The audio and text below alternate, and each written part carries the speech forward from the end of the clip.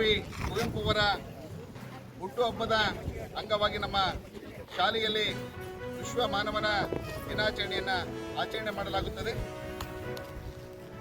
ಎಲ್ಲಾದರೂ ಇರು, ಎಂತಾದರೂ ಇರು, ಎಂದೆಂದಿಗೂ ನೀನು ಕನ್ನಡವಾಗಿರು, ಕನ್ನಡಕ್ಕೆ ನೀ ಕೈ ಎತ್ತು, ನಿನ್ನ ಕೈ ಕಲ್ಪವೃಕ್ಷವಾಗುವುದು ಎನ್ನುವಂಥ ನಾನುಡಿಯನ್ನು ಮತ್ತು ಕನ್ನಡದ ಕುರಿತು ಮಾತಾಡಿದಂಥ ಮೊದಲ ಕವಿ ಯಾರಂದರೆ ಅದು ಕುವೆಂಪು ಅಂದರೆ ತಪ್ಪಾಗಲಿಕ್ಕಿಲ್ಲ.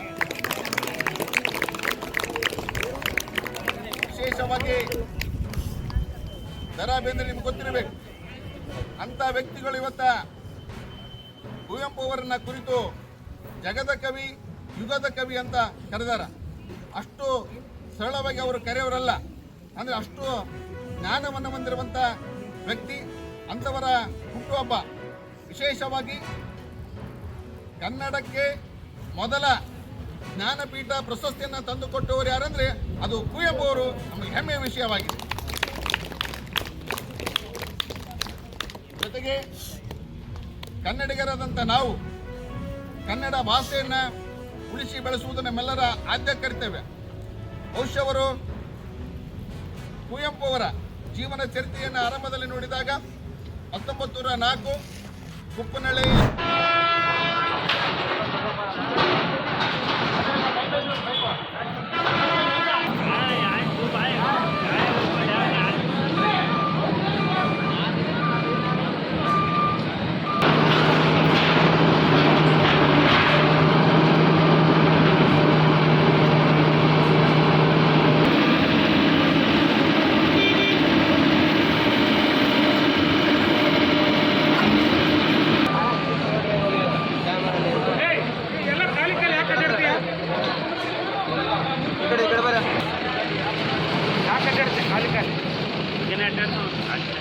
खाली